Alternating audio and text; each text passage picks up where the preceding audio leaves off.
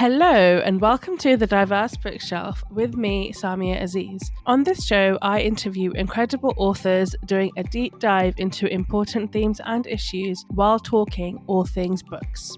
Today's episode is part of a special mini-series for the month of Ramadan. Millions of Muslims around the world will be fasting, abstaining from food and drink from dawn to dusk for 30 days as part of a month of worship and heightened spirituality. Today's conversation is with Ruzina Ahad, who offers us a self-help book and journal with a twist. It's grounded in Islamic thought and practices, bringing out the importance of prayer and worship when dreaming big and playing big. Ruzina is a British author and teacher based in the UAE. She has written Dream Dua Do, a book which is a refreshingly engaging how-to guide and is targeted at Millenial Muslim women to encourage them not to just survive in today's world, but thrive. Hi Ruzina, Assalamu alaikum. Thank you so much for joining me today on the Diverse Bookshelf. How are you? Walaikum salam, Samia. So good to be here. Thank you for having me. And how are you doing? I'm doing good. I've just travelled, I've just come back from Bangladesh, visited some family, and I'm just like settling back in, getting back into the routine of things. I live here in the UAE. I'm not living in London at the moment. So I'm just getting back into the Middle Eastern life again after having a week off in Bangladesh. Oh, great. So I want to talk to you today all about your book, which is kind of like a journal. It's called Dream Dua Do. Yeah. Now, tell us about it, what it is, what the different sections are, and where the idea for it came from. So basically, it's just a really easy self-help book where you get to, laugh a little and learn a lot as I walk you through like the process of, dreaming big and manifesting whatever it is that you want to dream, whatever you dream about. And what does that process look like from an Islamic point of view? So, it's very light-hearted, not a serious Islamic book at all. I'm not a preacher, I'm not a scholar or anything. It's just, someone very average, somebody, like a girl next door kind of, just talking about her experience and, how she came to use faith and spirituality to achieve some big things in life. Yeah, and that like tagline, I guess, of the book is a millennial Muslimer's guide to achieving your wildest dreams. And I think like the arena of like self-help and wellness and journaling has really, really kind of exploded over the last few years. And I think it was also in COVID, it kind of came up a lot as to like, how to look after yourself and how to manifest your realities or your dreams rather into reality. But you take a faith-centered approach in the book, which is really refreshing. Kind of bring us back to the power of making dua, of asking God really intentionally for things, of prayer. You give us examples from Quran and the Sunnah.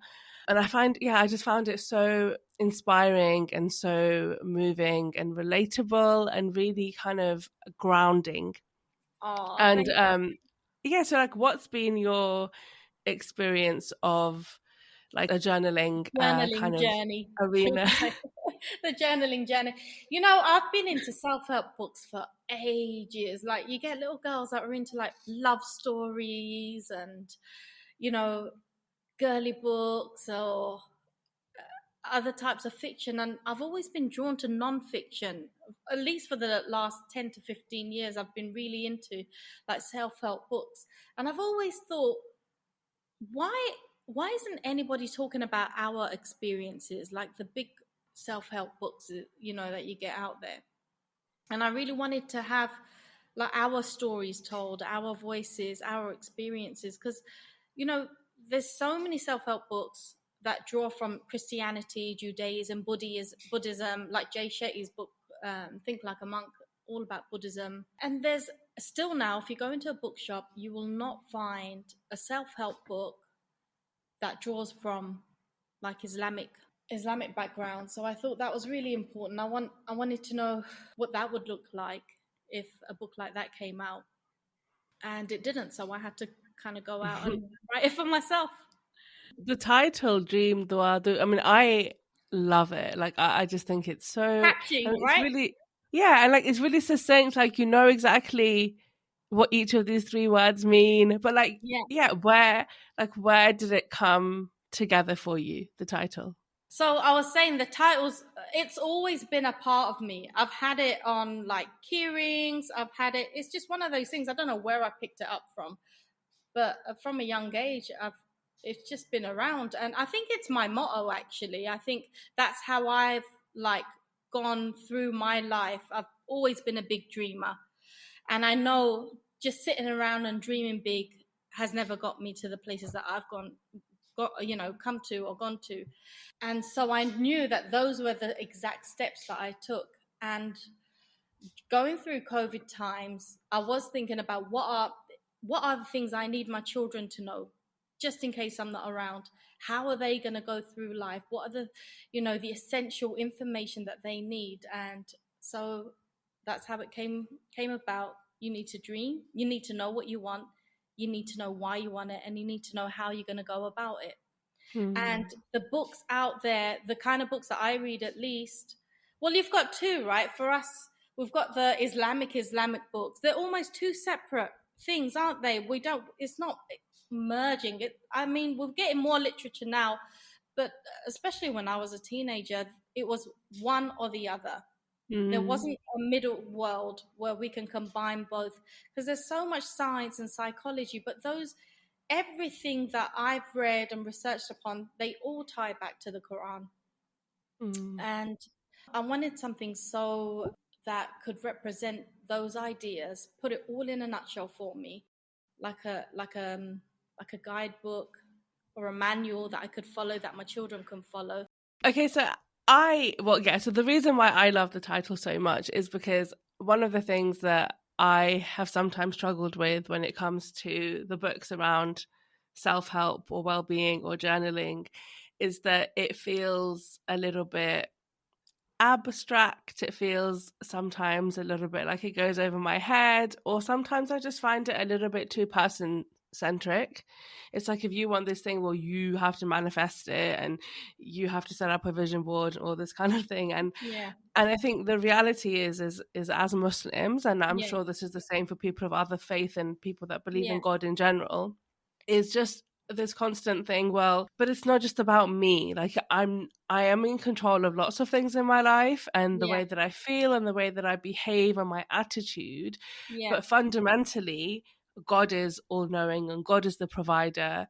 And That's it. if I really want something, I have to make dua, and I'm going to do whatever it is Yeah, I need to do. And I always use the yeah, example of like preparing for an exam. Like, I'm going to make dua that I do really well in my exam, but I yeah. can't expect to do well if I don't revise. That's it. Exactly It's right. that Like, I have to hadith, prepare. Yeah. right? Where you have tawakkul and you tie your camel. You trust in God, you trust in Allah, and you tie your camel. And that's the Yeah. And missing piece, isn't it? You know, exactly. And also, I actually think that the dream bit is probably the thing that's the most missing, because when you believe in, qadar and destiny and fate mm, and whatever word we want to use to describe it, but essentially we believe in God's will, yeah, it can be a bit confusing to then be like, okay, but then how big can I dream if yeah, fundamentally I know that everything is already written? Like, yeah, especially I feel like when you're younger, it can be a little bit confusing. And actually what yeah, you encourage us to do yeah, is, well, like, no, like, don't be so limited in your yeah, thinking. yeah, Don't feel so constrained, because and this is something that I've come to really embrace recently, is that as humans, as people, we are so limited in our ideas simply because we are insan, and Allah has absolutely. created us as insan, right? And so we have Yeah, our limitations. We cannot impose those limitations on our idea of God or yeah, on the world or on the future or on yeah, destiny, right? mm, So, and you do this so nicely in the book. You tell us, like, just think as big as you want, like dream as big as you want, yeah, and then turn to Allah and do what you can do to make it happen. And yeah. I really love your approach. And pray big. Like we're so big on like these words, manifesting and law of attraction and all of this stuff. And like you said, there is something missing, because we're putting it all on us when there's a higher power at play. We can't ask the universe. We have to ask the maker of the universe. This is what I struggled with when I was reading all these self-help books, and they talk about law of attraction, they talk about manifesting, but it was so almost superficial. Like, you manifest a big car, you manifest a big house, and it didn't go further than that. And there was always something missing. For us, it's not about just having a nice big house. We want more. We don't want to have, we want a palace in Jannah. We want to think bigger. And like you said, we do place those limitations on ourselves, because the sky is the limit. We are, we are asking the maker of the skies, maker of the worlds. So we shouldn't limit.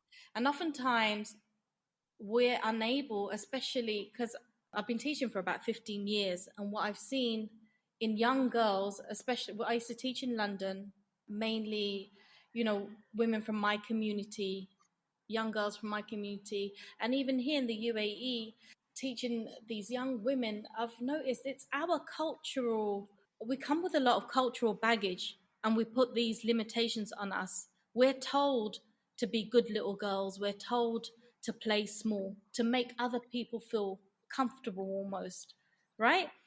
And so we never get to dream big, because we don't give ourselves that permission to dream big. And when we see other people, like on Instagram or whatever, having a wonderful lifestyle, we want those things, but we can't imagine those things for us, because we don't give ourselves that permission. And when we don't give ourselves that permission, we can't bring ourselves, when we're on that prayer mat asking Allah, we don't give ourselves permissions to even ask Allah for those things, even if we want those things. So how can you manifest whatever it is if you're not, voicing it out loud? And that's one of the biggest things. That is what dua is, to voice out your deepest desires. And Allah wants that for you. Allah wants us to live well and have a good life and enjoy. As when I grew up, I don't know about you, I've always grown up knowing that life is a test. It's always like doomy and gloomy version of Islam. And now I've come to realize life is a gift, man. We're only here for a couple of days, this dunya.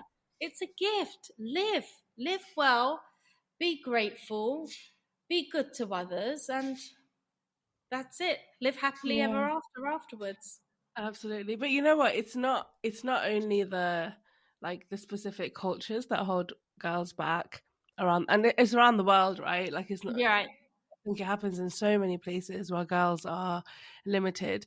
But like growing up in the UK, yes, us as millennials especially. Yeah, like growing up in the UK, we weren't growing up in environments that allowed us to thrive, because we're facing Islamophobia, we're facing racism, we're second generation immigrants, we're dealing with a whole load of other stuff. Like, it kind of felt like we have to face these challenges, and this is our life. Like, these are the cards that we're dealt with, and it's fine, and we're just going to get through it. And almost dreaming big doesn't even come into that, because you're just like, well, actually, I don't know if I can. Exactly. We're too busy playing small, right? Exactly. Yeah, and also we're too worried. We're too worried about whether or not there is space for us to dream big. So I studied at the University of Cambridge, and when I applied, I had so many thoughts running through my head about whether or not I would be given the same kind of like opportunity, or I would be viewed in the same way as my white counterparts, because I'm a South Asian woman that wears a hijab. And it was a very real experience, and I was very right to have those concerns. And I know that so many people in similar situations across the board, when it comes to accessing the red brick universities in the UK, have faced prejudice. But those things, and when you're going through these things, these like microaggressions, I mean, that would have been a big one, but like the microaggressions that we face as well, they chip at our ability and our kind of capacity that we have to dream big. Right. Look, this book that I wrote, it was specifically for millennials. As millennials, we spent 20 years of our life under this whole war of terror thing. As soon as we hit teenagehood, we grew up under that umbrella. And as a consequence of growing under that umbrella, we were constantly told how Muslim women are oppressed, Muslim women need saving. There weren't any positive representations. We didn't see hijabis in the movies. We didn't see hijabis in sports. We didn't see hijabi writers or anything. The only hijabi, I write that in my book, was, what's her name? That lady from Sister Act. How could I forget? Whoopi Goldberg. It's very easy for us to dream small and play small because we didn't see women like us playing big or dreaming big. It's only now, I'd say, in the last 5 to 10 years that we're given the voices, we're given the platforms, and we're starting to feel a little bit braver to, put our stories out there. Like, you could wait forever. You could, for example, the self-help space, that's a big one for me. We could wait and wait for somebody else to finally write that book for us, but no one's doing it. So you're just going to have to go out and do it yourself. Exactly. You're going to have to give yourself permission to do it. Absolutely. Right? Yeah. And so you talk about, obviously, the importance of making dua, and you take a really sort of like intentional approach, and you also, help us think about making duas that are like specific, and you actually use the SMART model. Yes. I wondered if you could just talk a little bit about that. Bottom line is, if you want to, play big, you have to pray big. And there is no doubt in the world that Allah wants us to have nice things, be something good, have something good, do something good. Allah wants those things for us. And that's why dua is an essential part of our worship, where we have to, it's not a choice. We're supposed to, we have to make dua. It's part of our worship. So the key takeaway from my book is that if you want to play big in life, you have to pray big. And Allah wants big things for us. Allah wants our wishes to come through, which is why, dua isn't a choice. It's fard. We have to worship. We have to make dua. And it's not something that we can go rogue on. Like Islam, with our faith, it's not something that we can go rogue on. We have specific criteria that need to be met. We have rituals in place for us, and those rituals are there to make our duas. So in the book, I talk about the art of making dua. What I discuss in my book is how, it's not a set of rigid rules and regulations. Actually, there's a science towards manifesting your dreams through dua. There's, specific things that we can do to, obviously, whatever Allah wills, has willed it for us. But there is this powerful hadith that I learned when I was very young, which said, nothing changes qadr the way dua does. Not a hadith, or maybe like a saying. Have you heard of that? Yeah. Like your life is maybe pre-written, but with dua it can be rewritten, that kind of thing. And that blew my mind. And I was really young at the time, and I was like, wow. So what are the things that can help me, get what I want in the best way possible? And so when I started researching, I was trying to connect the science to the sunnah, and I came up with like a couple of like cool techniques kind of thing. And one of them was, as you mentioned, the SMART technique, which is we use it at work all the time. SMART is to be specific, measurable, achievable, realistic, make it timely. And so what I explain when you're making dua is that when you want to manifest what you want, you need to be really specific. You need it to be tangible. You can't be like, oh, ya Allah, bless me with money, bless me with a nice husband. No, be specific and know what you want. What does a good husband look like? What's his personality like? What is it about? What is it that you're trying to attract in your life that's gonna, make him a good husband for you? And then measurable. So you've got to be specific. Then you want to have your dua you want it to be measurable. which means, like, so for example, if you're saying, Ya Allah, make me rich, give Allah some numbers to work with. How rich do you want to be? Is it to pay off your Yeah. mortgage? Is it to pay off your parents' mortgage? Or is it to be blessed with so much money that you can use it to, have other people's lives to be blessed in a way? Also, make it actionable. So what are the steps that you need to think about? So as we're making that dua, you're actually creating a plan for you. If you use that smart technique, you're actually creating a little plan for yourself, and it'll unfold by the end. By the time you've prayed to Allah, it'll unfold in a way, and it'll reveal itself. And make it relevant. I don't want to say, I want to say dream big, but also I want to say be realistic. Like, if you're on your phone all night but you're dreaming of being an astronaut, for example, be real, that's not going to happen. Yeah. Right. It's the tiger camel thing again, isn't it? Yeah, exactly. And then also, I think what we get caught up, especially now, is this world of, like instant gratification. We want things to happen straight away. What I say when you're using that smart technique is be aware of time. There's something that you want in your time, but there's also God's timing, and you've got to wait. You've got to be prepared for when that will come. So Yeah, and to trust. I mean, you have a chapter on it where you talk about, I think it's like, why is God ghosting me? And I thought it we was get like, impatient. yeah, like really beautiful. Like your reminder is that fundamentally, like, God knows what is the best timing for you, and Absolutely. at that moment you don't know what that is, and if something is being withheld from you, either Yeah. for now or Yeah. like for forever, like Yeah. there is infinite goodness in that. And Exactly. like, we hope that whatever it is that you are making dua for, that Allah Yeah. does bless you with it. We make dua for you for that, but Yeah. again, Because it's going to what's happen to at the time say? that's right for you. And So one of the chapters in the book that I also really enjoyed reading was, you write about grit. yes. And actually what you write about is failure.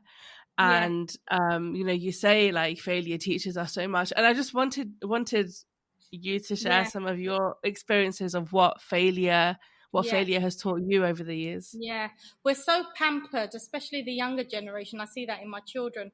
We're so pampered. We don't like failure. We look at winners and we think they've won instantly. But I read this really interesting book by Angela Duckworth. She's the one that talks about grit. It's just talking about, you know, persevering and being patient, which is what dua actually teaches us.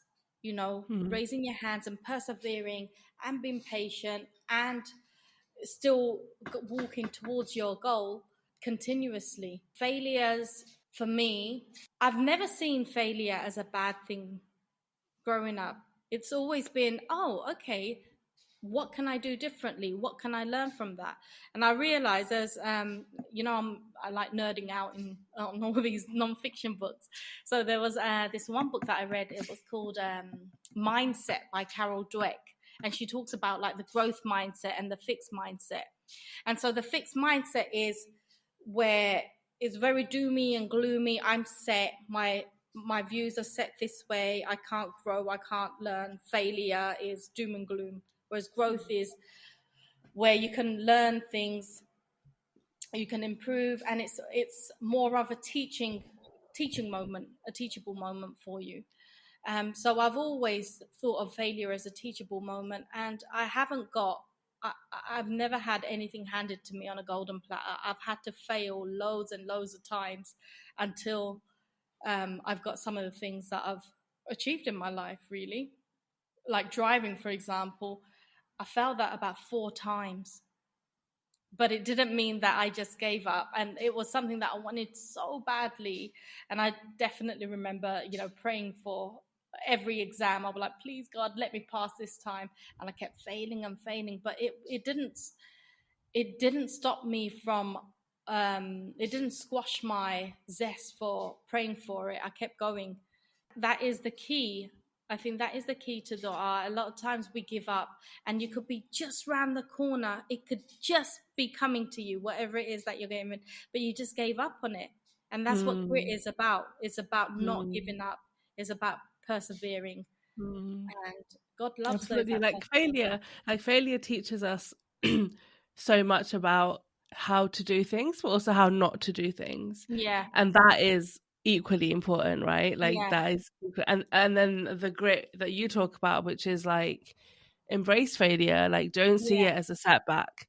This is No, part of your journey. Like you're yeah, getting, no matter what happens, like you're getting closer to where it is that you need to be. Just really, really great. You also write about an attitude of gratitude.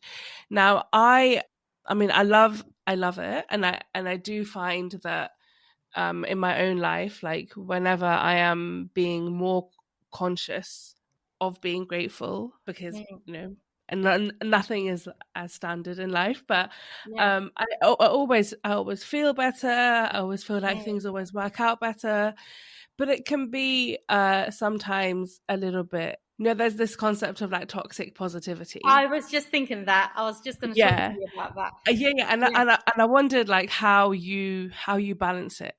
How luckily for us, all the answers are always in the Quran. And Allah says, if you are grateful, I will give you more. And Allah teaches us how to be grateful through Prophet Sulaiman's dua. So, yes, there is toxic positivity where they say, oh, just be grateful. But it's, again, it's so superficial, isn't it?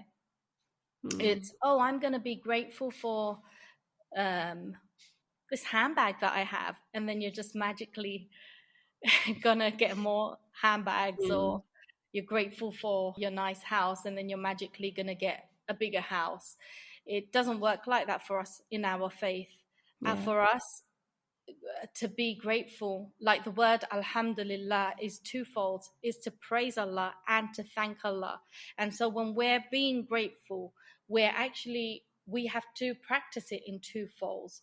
So we thank Allah by being aware of the blessings, but then we also have to show Allah that we're thankful by doing certain things, certain acts of worship, or certain ways that we can show that we are thankful, like acts of services, you know, Mm, like paying it forward almost. mm. Does that make sense? Yeah. Yeah, So absolutely. Yeah. And in the book, like you talk about how um obviously like this is from our faith, and you know it's such a huge part yeah, of how we should be as people every single day. But but you also talk about how in like psychology and in science that this is also coming up now as well, mm, about how being grateful always helps people with their well-being, and it helps in kind of like their mm, trajectory in life almost. And it makes me think so much about Brene Brown's research. yeah, So she's done a lot of research into human emotion, right, into like yeah. shame I and love Brene Brown. gratitude, and yeah, and I'm always in awe of her work, because I Yeah, know I think she's also of a Christian background, so she's yeah, of a faith background. But the one thing that will always stick in my mind is when she's talking about finding people that have really embraced joy. mm, They are the people who are truly grateful. yeah, And she used one example where she said that she had met a group of people, or a group of women, that had endured some of the worst things that you could imagine, like they've lost children, or they've lost partners, or they've mm, fled war. She talks about this idea of how they also expect other people to be grateful for the blessings in their life that they don't have. yeah, So there was somebody that had lost a child. What that person said was like she wanted other people to talk about their children and to be grateful to have those children, because she said, if you are not grateful for your blessing, you will never understand what I have lost. yeah. And that kind of Okay. like, it's just so, it has stayed with me so deeply, Mm, because I just think like that's so true. Like in mm, every moment we should be grateful for mm, our blessings, and if I can see that you're grateful for your blessing, mm. I know that you can sympathize with me if I don't have the same blessing. And at the same time, if you're truly grateful, you'll be happy for someone else. we're so wary in our culture, especially about the evil eye and things like that. If there's people that are genuinely happy with themselves, genuinely happy in what they've been blessed with, you'd find that you're naturally just happier for each other. And sometimes, you know, we're always being pushed to want more, and we're taught, especially in recent times, if you are grateful, you're going to be blessed with more. But actually, sometimes being grateful is about sitting with what you already have. It's about having, you know, praying for more barakah in what you already have, and being really grateful with what you already have. And the magical thing about that is, whatever it is that you're grateful for in what you already have, Allah will still bless you with more. Yeah. It's just, you know. Absolutely. And and I think it is, I mean, we talked about this like toxic positivity. Like it's Mm, important, also to remember that like humans experience a range of emotions, and mm, there will be times where like, you, for example, will be frustrated in your job, I'll be yeah, frustrated in my job, or like you'll be, really, your kids are screaming at 2 o'clock in the morning and they're not letting you exactly. sleep. And and these are also really valid experiences and really important for us to just be like, you know what, this moment is hard, this That's moment right. is difficult. And it's And okay to feel like that. It's exactly. okay to feel those hard moments, you know? And we don't let ourselves feel those hard moments. We don't sit in those moments. We Mm, just brush it over, and we're like, oh, be grateful for the sun is still shining, or you can't connect like that. mm. It's And I okay do to, think like sitting with your pain for yeah, whatever reason it is, if yeah, you're like, I don't have children, sometimes I mm, really need to sit mm, with the with that sadness. pain. Exactly. And like I know friends that are struggling to find someone to get married, or someone's just Mm, lost their job, or lost a loved one, or lost a mm, parent. And I do think it's important to sit with your feelings, because definitely. that's And part we're of not, your experience. Yeah. yeah. And sadly, the way our culture is moving at the moment, we're not given, because life is so fast paced, we're not given that time to sit with our sadness. Mm, It's always just go, go, go, and we brush it over. But yeah. actually, it's on in those moments when you're really sad. Those are the moments when some of your deepest du'as, some of your deepest dreams, those dreams turn into du'as, don't they? And Yeah. those are the ones that are heard by Allah the most. Yeah, absolutely. You know, And so like, yeah, it it's just, important. like gratitude is, as you said, like it's an attitude, isn't it? It's not just Gratitude is an attitude, saying right? I'm grateful, I'm grateful, I'm grateful, I'm grateful, if you Yeah, don't, if you're not really allowing yourself to lean into what that really means. Like you're yeah. grateful despite the fact that your kids are screaming at 1 o'clock in the morning. You're still so grateful that God has given you this blessing, but it is hard. It is It's hard. hard, It man. is hard.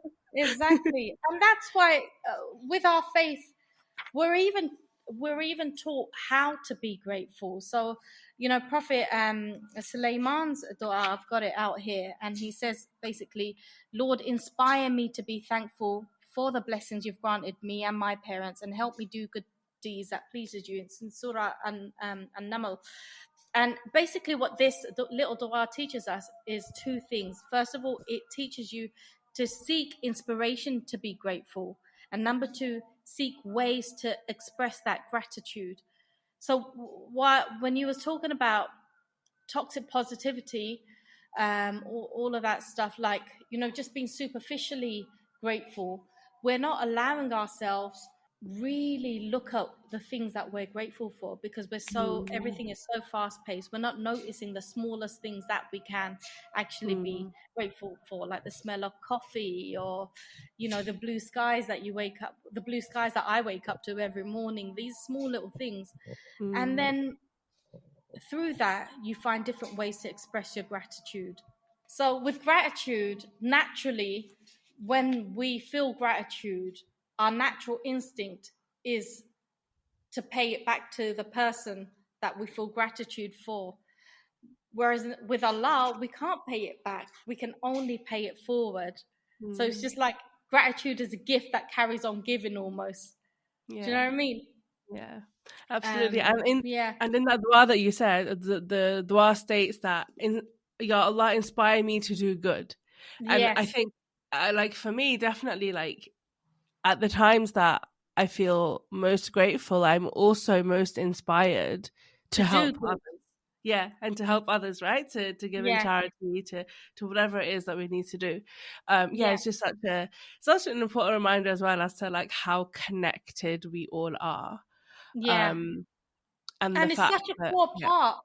The minute we wake up, we are people of Alhamdulillah. The minute we wake up, the first thing that we should say, the morning dua, it begins with Alhamdulillah, doesn't it? When we pray yeah, Salah, Surah Al Fatiha, we're constantly reminded to be grateful, to have this attitude of gratitude. gratitude, Adopt this yeah. attitude of gratitude, because it does bring you more. The more you give, Mm, the more you get. Simple as absolutely. that, right? Yeah. And speaking about being connected and stuff, you also talk about finding one's tribe, which I Yes. love, like finding a tribe. I feel like Yeah. I cannot emphasize enough how important it is to surround yourself with good people and to find and make friends. What's been your experience of forming a tribe? Because you've also like you've moved Mm. from the UK to the Yeah. UAE and like you've got family and Yeah. friends all over the world. What's it like for Mm. you? Do you know, I'm just generally a chatty, bubbly person. I've never had a problem with having friends. My mum always says I've got too many friends. And what I've noticed over the years, the more I've taken like my personal development seriously, is how important it is to surround yourself with like-minded people. The only reason why I actually even managed to write a book is at that moment of time, I was surrounded by artists. I was surrounded by people that are doing podcasts and writing books and, you know, creating these amazing pieces of artwork. So it was just a very natural thing for me to do. I wasn't doing anything out of the ordinary. And so when you're thinking, if you're stuck in a rut and you're not finding yourself, that you're not growing, look around your circle, have a look at your online community, have a look at the people that you're looking up to or the people that are coming up on your feed every single day. Have a look at the first 5 people that you're in contact with every single day. The Mm, first 5 people that you're WhatsApping. What are their personalities like? What are their outlooks of life like? And you'll find that they have so much similarities with you. And finding your tribe, again, everything that I write about in my book goes back to the science, always goes back to the Sunnah. And so science always says that you should look for, you should, if you want to attract goodness, you need to be attracted to good people or whatever it is that you're aiming for. And similarly with the Sunnah, there's a hadith that, if your friendships are a deep reflection of yourself. And there's this hadith that if so the hadith was, man follows his friend's religion, and another one was, a true believer is a mirror of his brother. And we take that so lightly. We think that the people around us don't have an impact on us. The people that we follow on social media don't have an impact on us. They have the biggest impact on us. If you yeah. find yourself stuck in a rut, if you find yourself that you're not growing and you're not able to achieve that, whatever goal it is, take a good look around you, and you'll find that it's because you're not circulating in the right circle. And Mm, sometimes it's important for you to take yourself out and make new friends. The world mm, is full of wonderful people just waiting to be your mm, friend. I found that out as with this, we were chatting before this podcast, how we were saying the writing community has been so warm, the reading community, the world is waiting to clap for you. There's a mm, whole community of like-minded sisters out there that are ready to mm. root for you, to support you. And sometimes it's important to let go of, you know old friendships to make way for new friendships, Yeah. you know? Absolutely. On the friendship thing, there's this beautiful, I don't know if it's a hadith or if it's like a saying or just a story, but so don't quote me on the reference of it, but there is this, I have read it quite a few times, that so if your friends or whoever they are, if they Yeah, go to Jannah, yeah, they don't see you there. They will ask for They you. can say to Allah, they can ask Allah that where is so and so in the Yeah, dunya. This yeah, person was kind, and they believed, and da, da, da, da. With that kind of like testimony of your friends, essentially, yeah, Allah can, no matter what's happened to you on the day of judgment, Allah can then bring you to Jannah. Like, yeah, just such a huge reminder of like how good friends and being in the mm, right company can uplift you. Like, literally, these people can take you to heaven. yeah, And I think yeah, there's a real world alternative or translation of that as well, like in terms of, there's this idea of like people mentioning your name in a room when you're not there. yeah, The people that will do that are good people. These are yeah, most likely to be people that also care about you, but people that really respect, value, and know you. And mm, just and if they're in a room with high profile, say, writers or mm, producers or whatever it is, and you're not there for whatever reason, they have the ability to bring those opportunities to you by mentioning your name when you're not there. And I just absolutely. I just found, I mean, it's such a different, like, it's a different Yeah, example, but it's a parallel, right? It's still this yeah, idea that your friends can bring so much goodness even if you're yeah, not there, because what they have to do is remember that you're awesome and know that you're awesome, and yeah. translate that to people that are in a position to make a difference in your life. And I just, I yeah, when I mean, was reading that bit in the book, I just thought of those two things. yeah, there's magic in girl power. It's Yeah. so important, right? To build a community for ourselves and to actually actively seek out these people. You might have a group of friends that you've known, since childhood, but that shouldn't stop you from making and forming new friendships. And Mm. even if you can't physically be in the same, like for example, I'm not in the same country as a lot of my friends online, you can still be friends online, right? It's Mm. so important to build yourself a community because we're social beings. We're not meant to achieve these big dreams by ourselves. Yeah, And, absolutely. And you're right, social media has changed things you so know, drastically. Like, I'm yeah, in contact with people I have never met, but I know right. that they're real. I know they're not catfishing me. It's fine. But like, Yeah, I've never met them. They're in like, I've never yeah, met you in person. yeah, Like, I don't know but I also know that I trust these people and they're doing such mm, incredible work. And if there were certain yeah. things that I needed, I could turn to certain people. Like, it's really important to have To a build a tribe. community. Yeah, Exactly. because we're Yeah, not made, we're social beings, like I was saying. We're not made to achieve these big dreams by ourselves. It's higher, our purpose is higher, much higher than that. We answer to a absolutely. higher power, Yeah. right? So it's not an individualistic thing. When I was the core message of my book isn't about just manifesting things for yourself, it's manifesting things for the world around you as well. So it's something Mm, bigger than you, you know? yeah. So, Rosina, what would be your kind of like top 3 tips or your top tips for anyone basically, with Okay. regards to, how we approach our dreams and how we approach our duas? Oh, okay.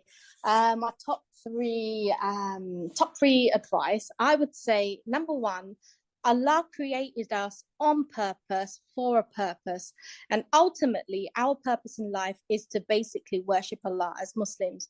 And our dreams. They're basically dunya dreams, and they can be used as a tool to worship Allah and enter paradise and live happily ever after. So that's the first bit of advice I'd say. The second thing I would say is that be single-minded, like be very single-minded in your pursuit for greatness. Be crystal clear about what you want and why you want it and how you're going to get it. And, so dream, make dua, and then do whatever it takes to achieve those goals. Because good things don't come to those who wait. Good things come to those who work, their butts off for it. And then the third thing I would say is that the first words that were ever revealed to us as Muslims was Iqra, which means to read, right? Mm. So the third advice that I'd like to leave for your readers is read everything, find power through knowledge, and then put that knowledge into practice. So, yeah, that's my top 3. Number 1, use your dunya dreams to use it as a tool to worship God. Number 2, be single-minded in your pursuit for greatness. Know what you want, know why you want it and how you're going to get it. And number 3, read. That's really beautiful. And I just think a great note to end this really insightful and super inspiring conversation with. So thank you so much for your time today. Oh my God, thank you so much for having me. Thank you so much to Ruzina for such a moving and insightful conversation. I really hope you've enjoyed every moment just as I have. If you enjoyed the podcast, please follow the Diverse Bookshelf on your podcast platform of choice and connect with me on social media. I would really appreciate it if you could rate and leave a review, as it helps more people find the podcast.